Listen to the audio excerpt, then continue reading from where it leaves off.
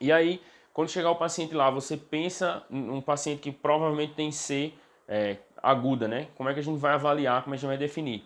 A gente pode, a diretriz coloca esses tópicos, né? Eu ajustei aqui para uma abordagem em 7 passos. Então, a gente primeiro vai definir é ou não é insuficiência cardíaca. O paciente chegou, a gente pensa em insuficiência cardíaca, é o principal diagnóstico da gente, ou é um dos diagnósticos diferenciais, certo? E a gente vai ver como é que a gente vai definir se é ou não insuficiência cardíaca.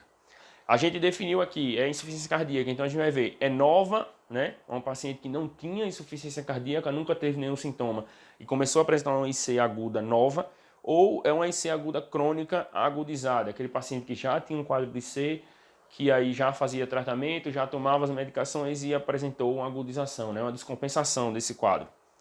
Depois a gente vai ver a fração de ejeção desse paciente. É importante a gente definir a fração de ejeção para a gente ter uma melhor condução desse paciente. Então, principalmente esses pacientes que têm a fração de ejeção reduzida, né, que foi 59% dos pacientes, mas tem também aqueles com fração de ejeção intermediária, fração de ejeção preservada, tá certo? Qual é a etiologia? O que é que foi que levou a essa descompensação? Isso aqui é importante também, porque isso aqui vai ajudar a gente no tratamento da causa, né? Não adianta a gente tratar um paciente que está com insuficiência cardíaca aguda quando a causa da insuficiência cardíaca aguda dele foi uma anemia, por exemplo, foi uma infecção. Então a gente tem que tratar a causa, então é importante a gente definir a etiologia. Qual o perfil hemodinâmico do paciente, né? Aqueles perfis A, B, C e L, né?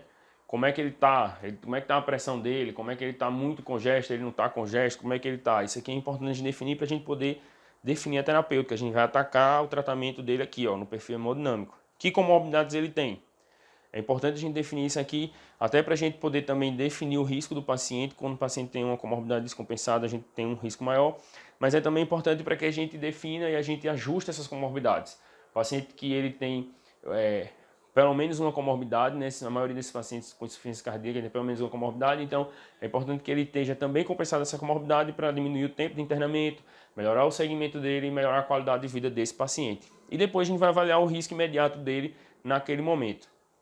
A diretriz coloca que a gente deve fazer tudo isso aqui, né, em até 120 minutos. Naqueles pacientes que estão mais graves, a gente precisa definir tudo em até 30 minutos, né, que tem um sinal de gravidade que a gente vai ver mais na frente lá com relação ao risco, mas no geral é um paciente que a gente deve definir em 2 horas, né, para definir, ver como é o risco desse paciente, avaliar direitinho qual é o perfil hemodinâmico dele e começar a terapêutica